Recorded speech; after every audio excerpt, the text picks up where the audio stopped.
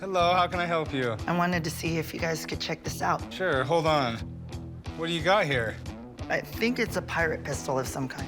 Okay. Arg, mate, give me all your treasure. He's looking for booty.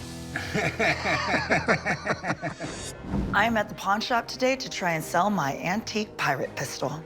This pistol is extremely ornate. It seems to be lined with silver and gold. I'm not sure where it is from. I'm interested in selling this firearm because I'd like to invest into more modern firearms. I am hoping to get at least $50,000 for my antique pistol. This is a beautiful, beautiful gun. How did you get it? My father collected firearms, and after he passed away, my brother told me about it and gave it to me. Okay, probably not a pirate gun. A pirate could have had it for a little bit, but this is Middle Eastern, probably Ottoman Empire. Ottoman Empire started in the Middle Ages, went all the way up to World War I. They controlled a huge part of the Middle East. Kind of a superpower up until World War I. Right around the 1500s, they really stopped advancing with a lot of technology. Basically, they thought everything from the West was bad. So they were making this gun in the 1550s, all the way up until the 1800s. Oh, wow. So it's really hard to date a gun like this. That doesn't really look like an everyday gun, though. That looks kind of fancy. Oh, no, this was definitely owned by a rich guy. I mean, it looks like it has gold on it. Guns like this, all this silver gilt, this gold gilt, they're all handmade. Probably had a really wealthy guy go to a gunsmith, and they came up with a design, and he built the gun for him. These were single-shot pistols. You fire one, and then you're sort of done. So, see how it's got the little ring right here? Yes. He'd have a little rope tied to that. Guys would be cruising along on their horse, and they would have like 6 of these everywhere. And they'd fire one of them, they'd drop it, he'd pull out another one. That was the 6-shooter back then. It's in beautiful shape. I'm assuming you want to sell it. Yes. So how much are you looking to get out of it? I'm thinking 50,000. Okay. I don't know if it's worth that, but I have a buddy who really specializes in antique firearms like this. I can call him up and get him down here. Absolutely. I'd love to know more about it. Okay. Chum, you want to give Alex a call? All right. I'm really hoping that this expert can tell me a lot more about this gun because I was unable to find any information online about it. Check it out. Wow, that's nice looking. Do you mind if I pick it up? Not at all. Go ahead. Oh, wow. This is beautiful. So I would call this a Caucasian pistol. It's really a melding of multiple cultures. There are Persian characters here, which is probably the maker, but there's also a very European aesthetic here, and part of that is this lock. This would be called a miguelet lock, an early form of flintlock. A miguelet lock has the mainsprings on the outside of the lock. In a traditional flintlock, the mainspring's on the inside. Man, it is so nice looking. All this silver is hand etched, and then they fill it in with this dark alloy called niello. But the gold here, this is all fire gilding, sort of an early form of gold plating. In order to do this, you needed to use mercury, which was great for the fire gilding process, but it was also super poisonous for the people doing it. So once electroplating came out, the fire gilding process was put to rest.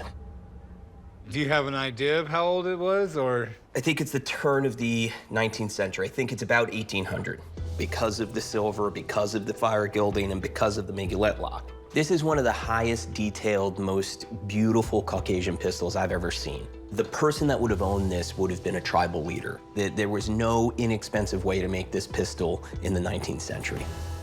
So one of the things I'd like to do, would it be all right with you if I pull back the hammer? Absolutely. I'm gonna do it very carefully. So that's half cock, and it's holding, so that's good. And that's full cock, and that's really good. To have this 225 years later hold the correct tension is a sign that it was really well made. So from what you're seeing, are you able to know if this gun would fire or not, or is that something that still would have to be tested? I'll check the bore, but as far as the lock's ability, there's no question it would fire. All right. Rick, you got a good shot at buying a good working gun here. And it's one of the nicest examples I've ever seen of this style pistol. It would be great to fire, and then I can give you a full value. All right. Would we be able to fire it? I would love to see it fired. I'm so happy you want to fire it. So would you mind if I took it overnight so I can inspect it properly and cast the right size ball? I don't mind at all. Great. All right. And what's up with the chair? My back hurts. I've been carrying this pawn shop for 20 years. Fine. All right. Super excited about this. I'll see you guys tomorrow. Yeah, just come over to the pawn counter. I'll give you a receipt for the gun and instructions to the gun range. No problem. Thank you. I'm crossing my fingers and hoping that we can actually fire this gun. And I'm hoping it's worth way more than I'm asking. What's up, guys? Hey guys, how are you? Amazing. Good. So how did the gun look after further inspection? So, I've got good news, bad news. The good news is I bore scoped the barrel. It's excellent. There are no fissures, cracks, no pitting, so it's safe to shoot in that regard. The bad news is I tested it again just before you pulled up, and it is not holding at full cock. So something has come a little bit loose on the inside. The good news is I can still fire it, but I'm not comfortable with you firing it. I would rather fire it myself because I have to hold the cock back with my hand and release it with the trigger pulled. You're taking all this fun away, Alex. I know. Ideally, I'll let you shoot it, but today it's better if I do it. Well, Okay. should we check it out, see how it fires? So for a target, I set up this pinwheel thing, and each disc is clay, so if I hit a disc, it should shatter. Better that you're firing it because there's no chance Rick is gonna hit a clay target that small with that ball. I don't think he's going to hit it either. The thing doesn't even have sights on it. When you're as good as Alex, you don't need sights, Rick. If he hits the one on top, I'll give you the rest of the day off. All right, you gotta hit the top one. You're jinxing me. All right, Tracy, if you come on this side of me so nobody's downrange in the muzzle, that'd be good. All right, so I'm gonna put it on half cock, which it holds there. I'm going to load it with about 60 grains of black powder, which is actually a pretty small load. And then I have a patched musket ball and a ramrod. All right, so everybody should put on ear and eye protection. All right, Alex. So I'm gonna pull back on this hammer and I'm gonna let it go. We ready?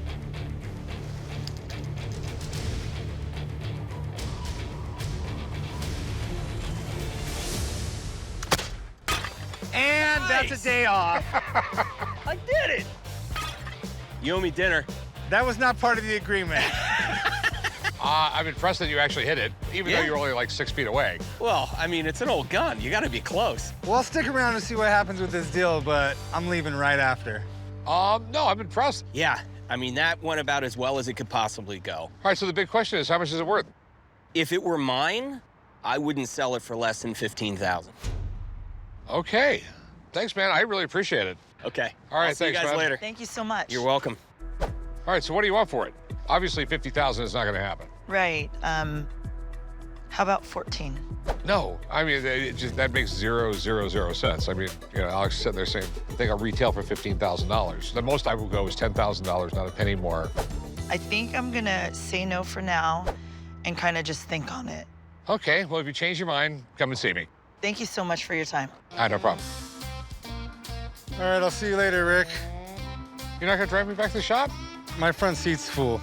I was just sitting in your front seat. Yeah, but there's a couple rocks I want to take home. Fine, I'll drive with Alex.